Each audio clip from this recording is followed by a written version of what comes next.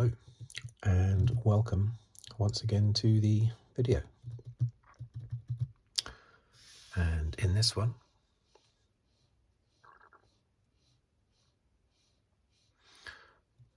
as the title would suggest, I'm going to be looking at the drivers and teams,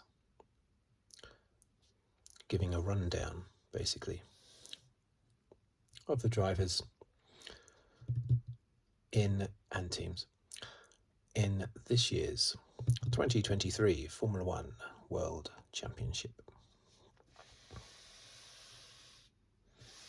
I think one of the positions still has to be confirmed, but it's pretty much nailed on. So I think it's safe to commit to saying what all the 20 drivers, or who all the 20 drivers will be this year. So similar to my Grand Prix review videos, I will list them all down first on here, and then I'll just make a few comments here and there about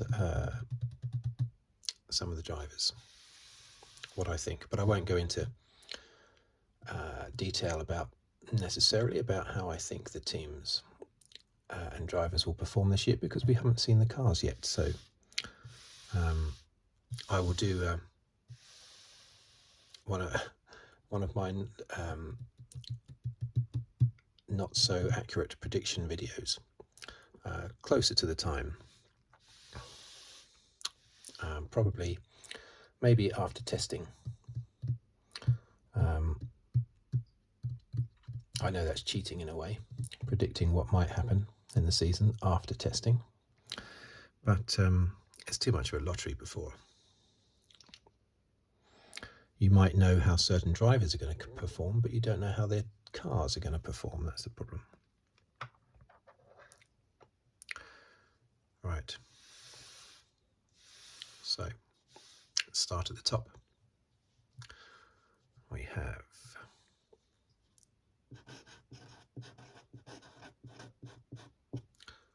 Red Bull.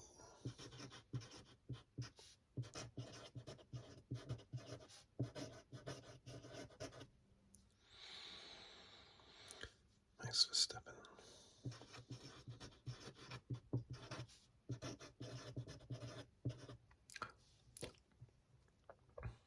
Sergio Perez.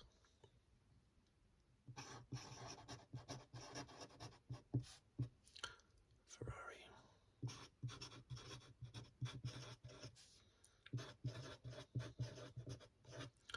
Charles Leclerc.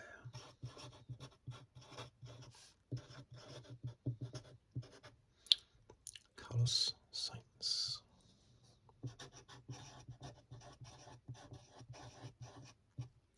Mercedes.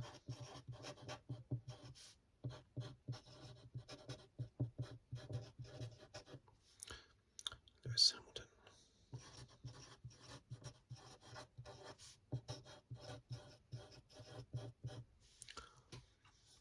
George Russell.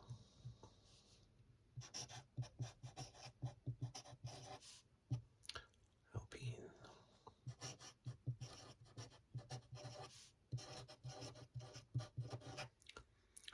Pierre Gasly.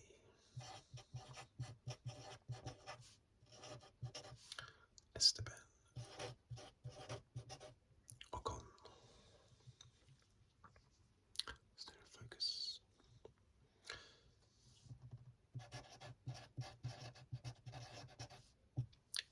McLaren.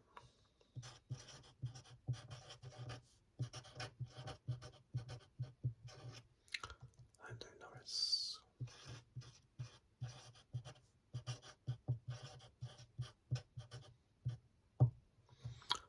Oscar Piastri. Okay.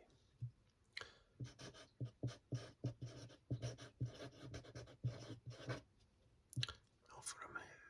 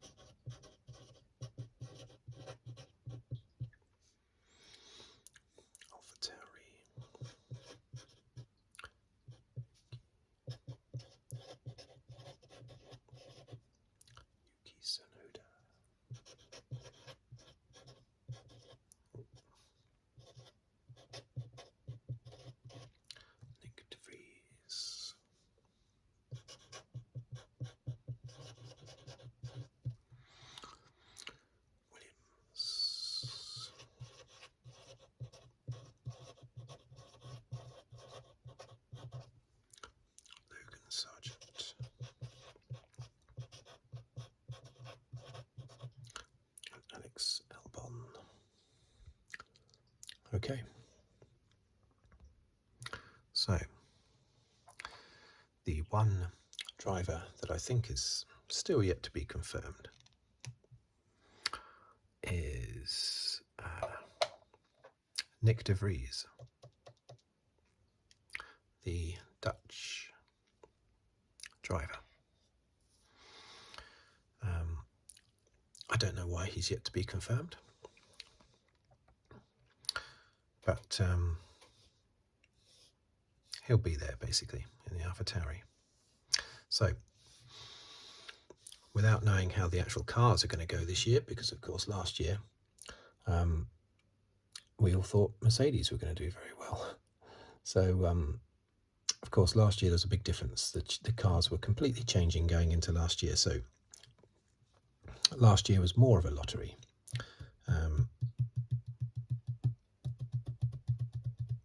Than this year.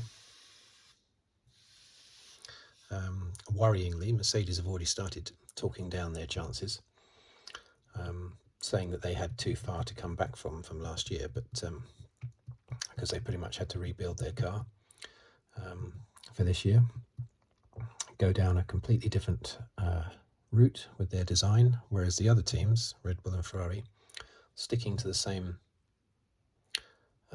cars basically that they had last year, just improving on them. But that might just be Mercedes sandbagging, of course. Now, last year Verstappen was unbelievably good, fantastically good last year, as he was in 2021, as he has been for a number of years. I mean, yes, he shouldn't have won the championship in 2021, of course, we know that. The championship should have been Lewis Hamilton. There's no denying that because of the mistakes that were made by Michael Massey. But Verstappen throughout the year in 2021 probably had more bad luck than Lewis Hamilton on balance throughout the year. And indeed, Hamilton had some good fortune in Imola when he finished second after going off the track, and also Russia. I think it was Russia, wasn't it, when he got past, when the rain helped him at the end of the race, basically, and he won the race. Although that race also benefited Verstappen because he came up from 7th to 2nd. But anyway, Verstappen has driven extremely well the last few years. He was prone to having accidents in his early years, but he's been fantastic. So he has to start as overwhelming favourite again with Perez. Let's put a big F for Verstappen. Favourite, there you go. Poor old Perez. I don't think Perez is ever going to be able to come up to Verstappen. It's going to be like Bottas trying to match Hamilton all the time. You know, it's just, yeah, there might be a Perez 2.0. You never know. Look, just like there was a Bottas 2.0 or 2.0, it should be. If Perez wins the opening race, then everyone will be saying Perez 2.0. But that never lasts for very long. The exciting drivers are, of course, obviously, Nick de Vries, and of course, Logan Sargent, Oscar Piastri.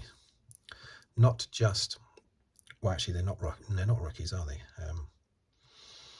Well, Logan Sargent is. Oscar Piastri, I don't think he raced at all last year, did he? But Nick de Vries did do was it 1 or 2 races for Williams?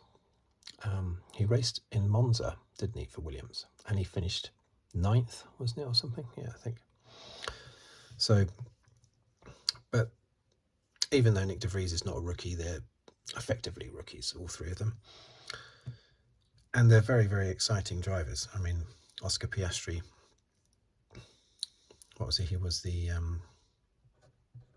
2019 Formula Renault Euro Cup champion, 2020 F3 champion, 2021 F2 champion. I mean, it's incredible. Nick de Vries was the 2019, wasn't he the 2019 F2 champion? I think. Logan Sargent narrowly missed out to Oscar Piastri in the F2 Championship, I think, or was it the F3 Championship? One of those two championships. He narrowly missed out to Piastri, just by a few points, along with Théo Pourchaire. I'm going to write Théo Pourchaire down here because Théo Pourchaire, I think, should be in Formula One. He's certainly good enough. He's just had a bit of misfortune. Has he had misfortune, actually? I don't know. A lot of the time, getting up from Formula 2 to Formula 1 is all about sponsorship and who you know and having the face that fits and all that sort of thing. Some drivers win the F2 Championship and never get anywhere near Formula 1. So even if Pourchaire had won F2, I think he was runner-up last year. He was a long way off Drugovich, Felipe Drugovich. He was a long way behind Drugovich, but even if he had won, there's no guarantee he'd be in Formula 1 because, after all, Drugovich is not in Formula 1 this year. So there's a certain amount of luck involved. You get other people like Russell and Hamilton. They win F2 and step straight into F1 just seamlessly, just like that, as if it's just a natural step. All you got to do is lift up your leg and do that step, and then you're there. Other drivers win F2 or do really well in F2, don't get anywhere near Formula 1. But anyway, fantastic drivers there. Logan Sargent, very good as well. He's American, of course, which is always good. Formula 1 is getting more and more popular in America, and we've got 3 American races this year. So having an American driver is fantastic. I just hope that Williams can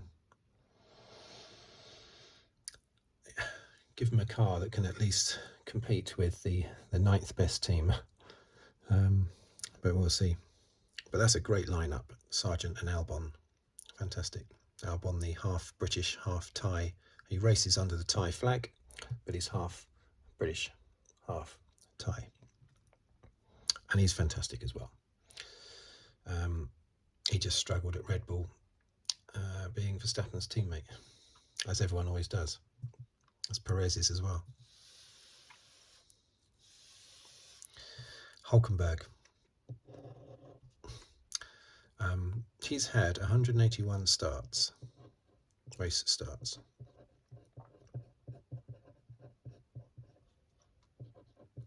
Without a podium. And that is a record.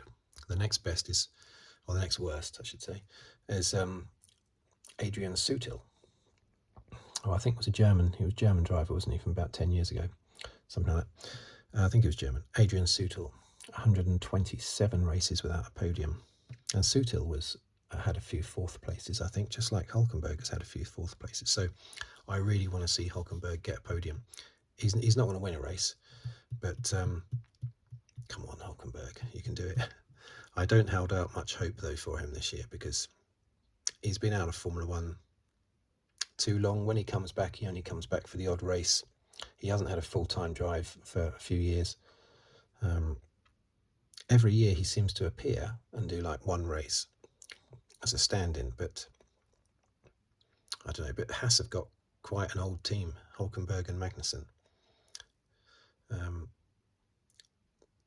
2 feisty drivers, especially Magnussen, of course, who either finishes 5th or crashes out on the first lap. So we'll see what Magnussen can do. Very good driver on his day, Magnussen, but quite aggressive, but very good driver. But I want to see Haas do really well because Gunther Steiner, I just feel sorry for him every time I see him. So I really hope that Haas do very well. And Alonso, still there. I think he'll be very good. He's not showing any signs of falling off the cliff. So I think he'll be extremely good this year. I think he'll comfortably beat Lance Stroll. I'm always a little bit uncomfortable seeing Lance Stroll in Aston Martin. I think Lance Stroll will only ever be taken seriously when he's in a team that's not owned by his dad. Because I think Aston Martin is still partially owned by Lawrence Stroll, I think. Anyway, Lawrence Stroll is still in the team, basically. And even if he doesn't own part of it anymore, he's still extremely high up. So I think he still does own part of the team. But I just wish Stroll would move away to another team.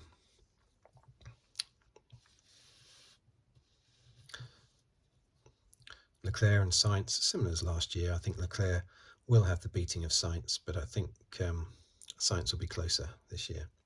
Hamilton, Russell, I think Hamilton will have the beating of Russell this year. Even though Russell should, in theory, be better, I think Hamilton will be better. I think last year's car just knocked him out a little bit. That's exciting. Oh, that's, by the way, that's an all British team, of course. GB, and this is an all French team. Gasly and Ocon. I can't remember the last time we had an all French team, but during the 80s, half the teams seemed to be all French with their drivers. So many French drivers back then. But yeah, Gasly and Ocon in the Alpine. If the Alpine is just as strong as it was last year, although they did have a number of retirements, but when they didn't retire, they were very strong. Then Gasly should come to the fore there, but that's going to be quite a feisty battle between those two. They are two drivers that don't give an inch. Plus, they've got a bit of history between them as well, I think. So, little tiny bit of friction. They're playing it down within the team, but these are two drivers that would have friction with any teammate, basically, because they're so incredibly competitive. Just like Magnussen. So we'll see what happens there, but that's quite interesting. But the big one is Oscar Piastri. And we'll see what we think after we see the teams perform in testing. I'll see then if I reckon that Piastri is going to romp away to the championship. Because if the McLaren is particularly good this year, which it could easily be, they could easily turn up at testing with the best car. They are close enough to the front to do that. And if they do that, then Piastri will be just as fancied as Norris. But if you look at all these partnerships, which one is the strongest lineup? I'd say Perez, I think, weakens Red Bull, I'm afraid. I'm afraid to say that about Perez. He's a very good driver, but he's just been dulled by Verstappen. He's had the shine knocked off him, rubbed off him. It's very difficult. There are some really strong lineups. You have to say Hamilton, Russell, very strong. Norris and Piastri, extremely strong.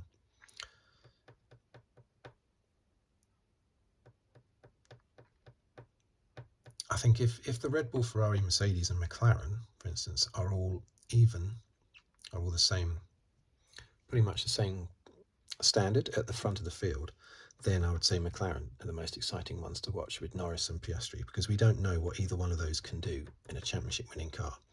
We know what these others can do in a championship contending car, but not Norris and Piastri. So that'd be fantastic to see Norris unleashed. So that's the team I'm probably most excited about, I would say. Even though I want Hamilton to win the championship, to get that 8th championship. Norris and Piastri in the McLaren. That's what I'm most excited about. So, there you have it. Just a little look at the drivers there.